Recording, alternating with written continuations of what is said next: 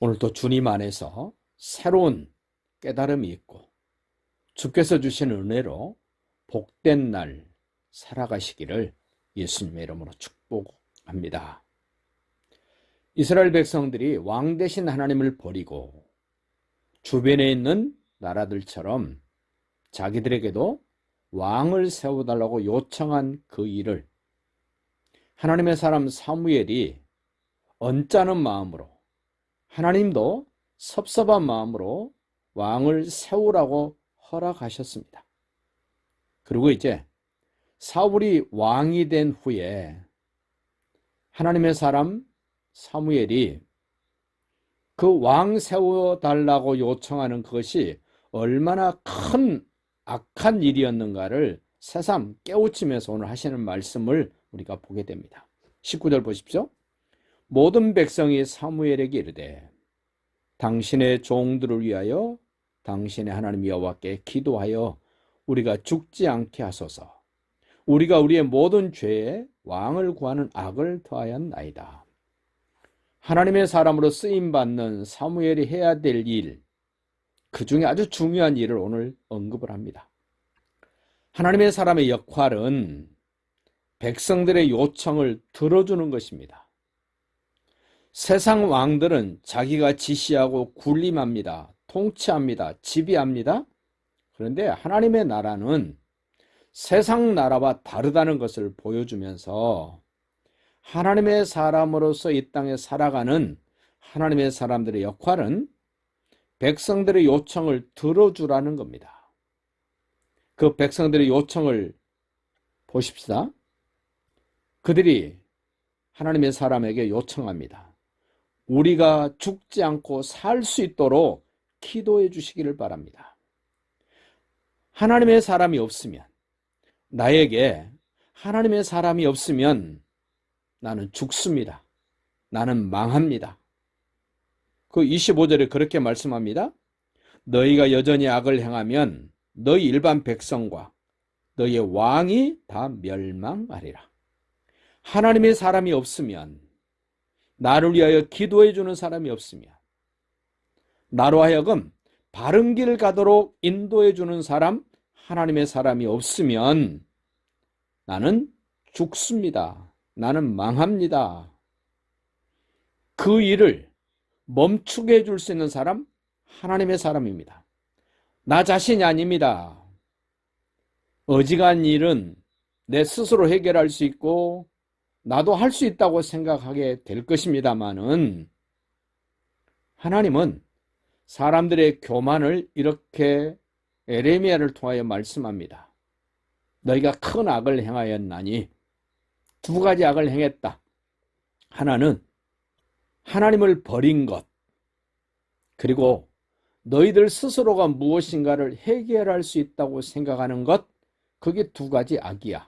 첫 번째는 하나님을 버린 것, 두 번째는 자기 스스로 무언가를 해결할 수 있다고 생각하는 것, 그것이 두 가지 큰 악이라고 성경은 지적을 합니다. 하나님의 사람 사무엘이 백성들에게 너희가 잘못했다, 크게 잘못했다고 죄를 지적하자 백성들은 그 하나님의 사람에게 요청합니다. 우리가 다시는 그러한 죄를 짓지 않도록 우리를 위하여 기도해 주시기를 바랍니다. 저와 여러분도 주변의 하나님의 사람들에게 기도 요청을 할 수만 있다면 많이 하시기를 바랍니다. 그 요청을 받았던 사무엘 20절 보십시오. 사무엘이 백성에게 이르되 두려워하지 말라. 너희가 과연 이 모든 악을 행하였으나 여호와를 따르는 데에서 돌아서지 말고 오직 너희의 마음을 다하여 여호와를 섬기라. 앞으로 백성들이 살아갈 수 있는 방법, 방향을 제시해 주는 사람이 하나님의 사람입니다. 두려워 벌벌 떨고 있는 그들을 그냥 내버려 두지 않고 두려워하지 말라. 너희가 살아갈 수 있는 방법은 이런 방법이 있다. 어떤 방법입니까? 하나님을 따르는 데서 돌이키지 말고 돌아서지 말고 너희의 마음을 다하여 여호와를 섬기라. 하나님을 예배하라는 겁니다. 그 하나님을 섬기라는 말을 다시 24절로 가보십시다. 뭐라 그럽니까? 너희는 여호와께서 너희를 위하여 행하신 그 큰 일을 생각하여 오직 그를 경외하며 너희의 마음을 다하여 진실히 섬기라. 하나님을 섬기되 내용이 있습니다. 마음을 다하여 섬기라.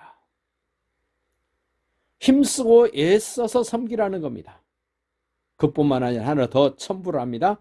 진실하게 섬겨라.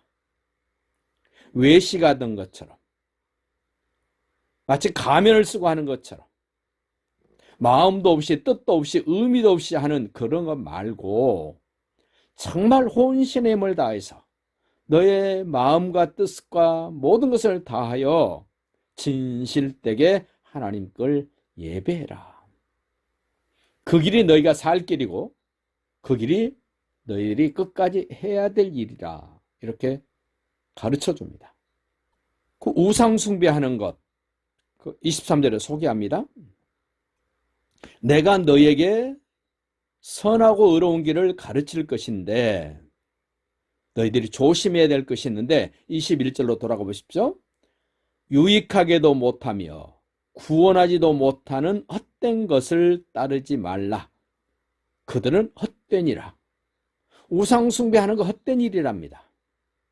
사람들끼리 뭐 해보겠다고 하는 거 헛된 일이랍니다. 지금까지 우리는 헛된 일을 참 많이 해왔습니다. 이제 남은 인생이라도 헛된 일보다는 의미 있는 일, 가치 있는 일, 복된 일, 그 일은 바로 하나님을 섬기는 일입니다. 마음을 다하여 섬기는 일입니다. 진실을 다하여 섬기는 일입니다. 하나님은 그것을 마치 저울에 달아보듯이 정확하게 그 의미, 그 가치, 그 마음, 그 힘을 쓰는 것을 정확하게 측정하신답니다. 민감한 저울, 무엇을 조금 더하면 무게가 달라집니다. 무엇을 조금 빼면 금방 그 무게가 작아지는 것을 보게 됩니다. 그것처럼 하나님은 우리의 마음을 달아보신답니다. 우리가 섬기는 그 내용을 살펴보신답니다. 그러면서 하나님의 사람이 해야 될 일, 하나님의 뜻을 나타내 보여주는 일입니다. 그 23절 보십시오. 나는 너희를 위하여 기도하기를 쉬는 죄를 여호와 앞에 결단코 범하지 않겠다. 너희들이 요청한 것 나는 거부하지 않고 끝까지 지켜나갈 거야. 우리 예수님은 지금도 하나님 보좌 우편에서 우리를 위하여 기도하십니다. 내가 예수님께 기도하면 예수님은 아버지께 또 우리를 위하여 기도하십니다. 성령 하나님도 우리를 위하여 탄식하며 기도하십니다. 하나님과 하나님의 사람의 특징, 기도하는 것입니다. 다른 사람을 위하여 기도합니다. 하나님의 나라를 위하여 기도합니다. 사람들의 요청을 받고 끊임없이 기도하는 것, 하나님의 사람들이 해야 될 일입니다. 22절 보십시오. 여호와께서는 너희를 자기 백성 삼으신 것을 기뻐하신다. 하나님이 우리를 자녀 삼으신 것 기뻐하신답니다. 오해하시면 안 됩니다. 내가 실수하고 잘못하고 연약한 것 때문에 내가 나를 봐도 마음에 안 드는데, 좋지 않은데 하나님이 나를 보시면 어떻게 하실까? 괜찮다는 겁니다. 하나님은 너 실수한 것, 너 좀 부족한 것, 내가 다 알고 너를 내 백성 삼았어. 그러나 그것 때문에 너 기죽지 말고, 그것 때문에 너 속상하지 말고, 이제부터라도 너 진실한 마음으로 마음을 다하여 나를 예배하고 나를 높이고 나를 경외하며 살았으면 좋겠어. 네 스스로 너를 이상한 사람으로 만들지 않았으면 좋겠다. 나는 너를 내 자녀 삼은 것을 나는 기뻐한다. 이렇게 하나님의 뜻을 백성들에게 알려주는 사람, 하나님의 사람입니다. 그래서 또 한 가지 말합니다. 22절 끝에 보십시오. 선하고 의로운 길을 너에게 가르칠 것이다. 나에게 하나님의 사람이 없으면 선한 것이 무엇인지, 의로운 것이 무엇인지 분별할 수 없기 때문에 하나님은 끊임없이 나에게 하나님의 사람을 붙여주고 하나님의 사람을 보내주고 하나님의 사람을 만나게 하시는 하나님 얼마나 감사합니까? 그러면서 하나님 말씀합니다. 24절 보십시오. 여호와께서 너희를 위하여 행하신 그 큰 일을 생각하여 봐라. 하나님의 나를 위하여 행하신 큰 일, 어떤 일이겠습니까? 이집트에서 나를 건져내 주신 일, 나를 요단을 건너 가나안 땅에 들어가게 하신 일, 그 일보다 더 큰 일, 나에게 예수가 하나님 아들 그리스도라는 사실을 믿게 만들어 주시고 기꺼이 나를 하나님의 자녀 삼아 주신 그 큰 일을 생각하면서 늘 하나님을 경외하시기 바랍니다. 하나님을 섬길 수 있기를 바랍니다.